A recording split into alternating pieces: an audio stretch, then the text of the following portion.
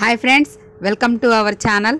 చూశారు కదా నిన్న ఎపిసోడ్ మనం లైవ్ చెప్పినట్లుగానే కొన్ని పాయింట్లు మిస్ అయినాయి. అవి ఏంటో మాట్లాడుకుందాం. ఇచ్చి పడేసిన కిరాక్ సీత, నైనిక చూశారు కదా నిన్న. సోనియా నేనేదో మాట్లాడి ఏదో పాయింట్స్ తీసి వాళ్ళని అదే కరెక్ట్ అని జనాల్లో పంపించాలని చూసే సోనియాకి ఈరోజు సాలిడ్గా పాయింట్స్తో లాక్ చేసిన సీత అనమాట. సూపర్గా అనిపించింది. చెత్త నామినేషను, సిల్లీ రీజన్స్. ఆ బిగ్ బాస్కి ఏం పని లేనట్టుంది. 2 రోజులు పెడతాడు నామినేషన్స్. అవసరమా? ఓటింగ్ అన్నా ఒక రోజు ఎక్స్ట్రా పడిద్ది కదా. ఏం పెడితే ఆ గేమ్ చూసి ఓటింగ్ అన్నా పెరుగుతుంది కదా ఎవరికైనా, మంచిగా ఆడిన వాళ్ళకి. ఆ 2 రోజులు పోయినసారి అయితే 3 రోజులు ఓటింగ్ లేకుండా చేసిండు. ఆ బేబక్క వెళ్ళిపోయింది. అవసరమా బిగ్ బాస్? మాకు ఈ నస 2 రోజులు. ఒకరోజు నామినేషన్స్ పెట్టేసి ఓటింగ్ పెట్టేయచ్చుగా. గేమ్స్ ఏయో పెడితే చూసి ఎంజాయ్ చేస్తారు కదా.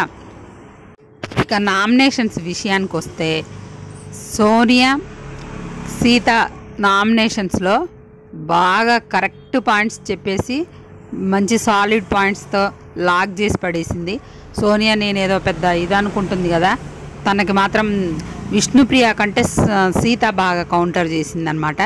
తన్నే నీకు అసలు గేమ్లో క్లారిటీ లేదంటది ఏంటి? తను గేమ్లో పార్టిసిపేట్ చేసింది, ఆడింది, చివరి వరకు పోరాడారు వాళ్ళు. ఈ అమ్మాయి అసలు ఏ టాస్క్ ఆడకుండా టీంలోకి వెళ్ళింది కదా, ఏదో లక్కుతో వెళ్ళింది కదా. తన నైనికా దగ్గర, వాళ్ళ గ్రూప్ చీఫ్ దగ్గర ఈ సీత మాత్రం ఒక్క పాయింట్ కరెక్ట్గా లాక్ చేసి పడేసింది. మరి నువ్వు నీ చీఫ్ దగ్గర పర్మిషన్ తీసుకొని వచ్చి నన్ను నామినేట్ చేస్తున్నావా? లేదు విష్ణుప్రియ అని ఒక మాట అనే ముందు నువ్వు నీ చీఫ్ దగ్గర పర్మిషన్ తీసుకొనే విష్ణుప్రియ నా మాట అన్నవా? అంతా బాగా చెప్పింది కానీ ఒక బొక్కలో క్లారిటీ అనుకుంటూ పోయింది కదా. ఆ మాట అనకుండా ఉండాల్సింది. నాగార్జున గారు ఇన్ని మంచి పాయింట్లు మాట్లాడిన అమ్మాయిని ఆ రోజు మెచ్చుకుంటారో మెచ్చుకోరో తెలియదు కానీ లాస్ట్లో అన్న ఆ పాయింట్ని నువ్వు అన్నవా లేదా అలా ఎలా అంటావనే మాత్రం ఖచ్చితంగా అడుగుతారనమాట. ఇంకా సోనియా విష్ణుప్రియ నామినేషన్. విష్ణుప్రియ కరెక్ట్గా నామినేషన్ చేయాలని ఆమె ఫిక్స్ అయింది. లాస్ట్ వీక్ ఆమె నామినేట్ చేసింది కదా విష్ణుప్రియని. అదొకటను హౌస్లో అందరితో చెప్పి నా గురించి నెగిటివ్ చేస్తున్నాం అనే మాట అన్నది కదా. అమ్మాయి ఎవరితో డిస్కషన్ కూడా చేసింది లేదు ఈమె గురించి.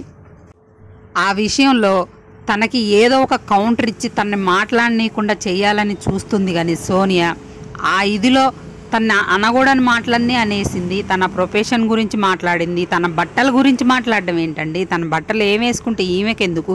ఈమెకు వచ్చిన ప్రాబ్లం ఏంటి? నువ్వు అలాంటి షోసే చేసి వచ్చావు, నువ్వు 18+ షోసే చేసి వచ్చావు.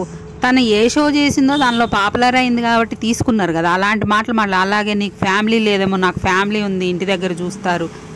తన బట్టల గురించి మాట్లాడే రైట్ నీకెవరు ఇచ్చారు అసలు? తన బట్టల గురించి నీకెందుకు? నువ్వు ఎలా ఉండాలనుకుంటున్నావు అలా ఉండు, తను ఎలా ఉండాలనుకుంటుందో అలా ఉంటుంది. జనాలకి ఎవరు నచ్చితే వాళ్ళకి ఓట్స్ వేస్తారు. అంతేగాని తన బట్టల గురించి మాట్లాడడం, తన ప్రొఫెషన్ గురించి మాట్లాడడం ఇవన్నీ కరెక్ట్ కాదు కదా. సోనియాకి ఎవరు ఇచ్చారా రైట్ తన బట్టల గురించి, తన పర్సనల్ విషయాల గురించి? నీకు ఫ్యామిలీ లేదేమో. ఇక ఇక్కడ విష్ణుప్రియ ఎడ్యుకేషన్ గురించి మాట్లాడింది. అది తీయకుండా ఉండాల్సింది. ఎడ్యుకేషన్ గురించి మనం అనవసరం అసలు. ఆమె ఉద్దేశం ఏంటంటే ఎడ్యుకేషన్ నువ్వు చదువుకున్నావు కదా, నువ్వు ఉపయోగించట్లేదు అనే మాట మాట్లాడుతుంది కదా. ఆమె ఏం చెప్పాలనుకుంటుంటే, నువ్వు ఇంత చదువుకొని వచ్చావు కదా, ఇలా ఎలా మాట్లాడుతున్నావు నువ్వు, ఇలా ప్రొఫెషన్స్ గురించి, ఇలా బయట విషయాల గురించి అన్నట్టు చెప్పబోతుంది. కానీ ఆ విషయంలో ఎడ్యుకేషన్ అనే పదాన్ని తీసుకొస్తుంది. అది కరెక్ట్ కాదు. ఆమె తీసుకొచ్చింది, ఈమె తీసుకొస్తుంది, కానీ అది కరెక్ట్ కాదని నాకు అనిపించింది. మనకు అనవసరం బయట విషయాలు. ఇక్కడ ఎలా ఉన్నాము, నువ్వు ఎలా ఆడుతున్నావు, నీ బిహేవియర్ ఎలా ఉంది, నీ గేమ్ గురించి అవి మాట్లాడుకోవాలి తప్ప బయట విషయాలు అనవసరం. హౌస్లో పోయాక అనిపించింది నాకు. ఇక మిగతా వాళ్ళ నామినేషన్స్ చూస్తే వాళ్ళు ఏదో సిల్లీ రీజన్స్ మణికంఠ అయితే స్వీట్ కోసం నామినేషన్ చేశాడు. శేఖర్ భాషకి ఇంకా మంచి పాయింట్స్ ఏమీ దొరకనట్టు. ఇంకా ఆదిత్య ఓం ఉన్నారు, తను ఏదో పాలు, నీళ్ళు, ఆయిల్ ఏదో చెప్పాడు. కావాలని మళ్ళీ హగ్ చేసుకున్నారు. వాళ్ళు కావాలని అనుకొని చేసుకున్నట్లు అనిపించింది. నవ్వుకుంటూ జోకులు వేసుకుంటూ నామినేట్ చేసుకుంటున్నారు. సీరియస్నెస్సే లేదు వాళ్ళకి నామినేషన్స్ విషయంలో. ఇంటి నుండి బయటికి పంపించే ప్రాసెస్ అది చాలా ఈజీగా తీసేసుకుంటున్నారు. ఇలా అయితే కష్టం బిగ్ బాస్. ఈ సీజన్ హిట్ కావడం. విషయానికి వద్దాం ఫ్రెండ్స్. లైవ్లో మాత్రం సోనియా కాటేస్తుంది. నిఖిల్ గేమ్ మొత్తం ఆగమైపోతుందని నేను అనుకుంటున్నా. టాప్ కంటెస్టెంట్ తను. ఫిజికల్ టాస్కులు బాగా ఆడగలడు, ఆర్గ్యూ చేయగలడు. చాలా ఫిట్ ఉన్న మనిషిని చాలా తెలివితో సోనియా దెబ్బ కొట్టేస్తుంది. ఇక ఆ విషయం మాట్లాడుకునే ముందు ఎపిసోడ్లో చాలా క్లిప్పులు లేపేస్తున్నాడు సోనియాని కాపాడుతున్న బిగ్ బాస్. ఎందుకంటే చాలా చాలా వరస్ట్గా సోనియా విష్ణుప్రియతో మాట్లాడినప్పుడు వాళ్ళ ఫ్యామిలీ గురించి అవన్నీ ఎపిసోడ్లో ఎత్తేసాడు. అవన్నీ అవే కదా మెయిన్ పాయింట్స్. జనాలకు తెలియాల్సింది అవే కదా చూసేది. లైవ్ ఎంతమంది చూస్తారు? ఎపిసోడ్ ఎక్కువ మంది చూస్తారు కదా. నైనిక అయితే బాగా ఏడుస్తుంది అక్కడ కూర్చొని. మరి సోనియా ఓదారుస్తుంది ఏంటో నాకు అర్థం కాలేదు. సోనియా పక్క నుండి ఇలా ఇలా అని నిమ్మురుతుంది.